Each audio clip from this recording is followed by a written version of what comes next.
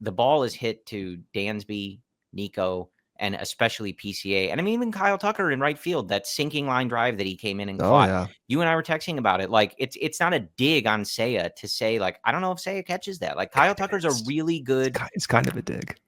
Kyle Tucker's I'm praising Kyle Tucker. But when the ball is hit to center field, man, have you ever in your life felt more No. confident? I don't even need to look at the TV. If it's anywhere near center field, yeah, he's catching it. Not a Honestly, problem. never in my life. It's such a great. It's the same What a feeling I luxury. have. Yeah, it's the same feeling I have whenever there's a ball hit to Dansby. Like you just know it's going to be caught. Like, Like this isn't like out. it's just now. And I remember when I was watching the Braves growing up. This is mid 2000s, early 2000s. I was enthralled by Andrew Jones, the way he would catch fly balls. I'm like, this guy over here is making this look so easy. And I get those Andrew Jones vibes from PCA, just the way he catches a baseball. That's just it. It's just so effortless. I love It's it. so effortless. Yeah. And speaking of things we take for granted, but like there are times where when they do the kind of like pulled back view, I'm like, I'm not even appreciating how much ground he's covering. He makes them look Crazy. like easy catches, and then he's covering half the field. Even the base hits where he cuts them off in the gaps and keeps them Yeah. at second base or Yeah. first base if they're not turning the bases. Crazy. Yeah, I mean that even the first hit of the game Yeah, on Thursday was like that's what that I was from thinking of. Marte. Yeah. Yeah, And like Marte's fast enough that he's not going to get him at second base, but it's like he's making a play on it. Like, and you yeah. can see PCA is obviously because he's an elite defender, but he is the type of guy that you would show someone if they don't appreciate the defensive value. And even someone like Dansby is in this conversation. He gets paid this much, but he can't hit blah blah blah. Watch PCA play center field. And I promise you, you will come away with, oh, well, that probably should have been a hit. Like, that should have been a double. That should Yeah. have been this. And he's taken it all away. If you can't appreciate what he is keeping off of the base paths for those pitchers and for the Chicago Cubs, I don't know what to tell you, because it's amazing to watch. What a luxury this is. When we were talking about shortstops back in the 2022, 2023 offseason, we talked about Dansby and the offensive potential struggles, and maybe they come to Yeah. fruition a little bit. But we were discussing, man, how fun would it be one day to have PCA in center, to have Nico at second base, to have Dansby at shortstop? And all that was theoretical. Dansby was not on the team. Nico was the shortstop at the time. PCA was just like going through single A. And to see that now be our reality, it's like, oh, this is exactly Well, what I and dreamed about. I certainly hadn't considered the possibility that Kyle Tucker would be flanking them in right field. That That's makes it right. that makes it even. And Ian Happ, a multi-time Gold Glover, That's I right. was not anticipating either. So, yeah, it's that was fun, and just game specific on Thursday, like that. The play at second base. I mean, that's PCA speed in a nutshell. Every time you see Oh my people say gosh. he creates chaos or he's going to be a problem maker and stuff like that. Like, it's easy to see it when he's, getting a little league home run or something like that, or he's turning a single into a triple, or the little things that like Javi used to do, right? Where it's like, how on earth is this a double? Like, or things like that. But that play at second where he is safe, they make the throw to second and he's beaten it. And then the floodgates open right after. It's like, that's the whole deal, man. He literally creates like a glitch in a defensive player's brain because they have it all timed out and he's not on that timing. It's so appropriate that he was traded for Javi Baez too. It It's like is. you cannot mirror someone Yeah. else's chaotic personality as Javi better as didn't Javi. have this level of speed. No. Javi's was more, I don't want to say he What had was it? I don't know, he had like more insanity than Pete does, because Pete seems like he on a baseball They're field, he's both pretty a little insane. psycho. Yeah. But Javi was making he's not as fast as Pete was, so he's making up for it in I don't know. It's something. Magic. Courage, magic. Yeah, I guess that is what it is. It really was magic.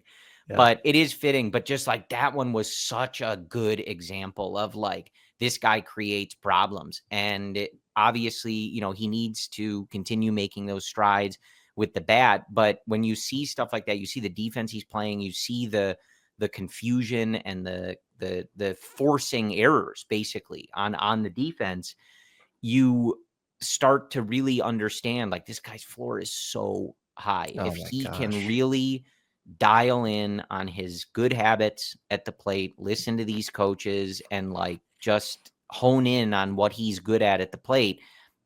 I mean, the sky really is the limit. We I know. joke about it sometimes, Brendan, but I like if know. this is a guy who can put it together, hit, 20 home runs, put up I don't know, an 800 OPS. I mean, that is an insanely valuable player. And that's not even shooting for the moon. That's like, okay, he put it together. He's a solid hitter at the plate. Like it's very exciting to watch, and I'm very excited to watch the continuance of his growth.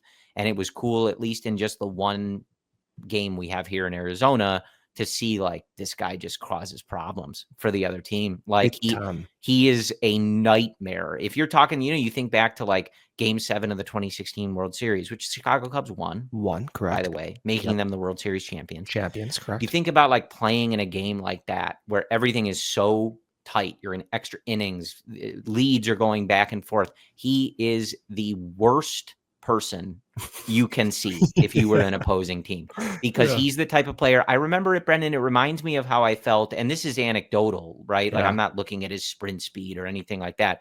But I remember when we were younger, you and I are a similar age, when Scott Podsednik was on the Brewers Yeah.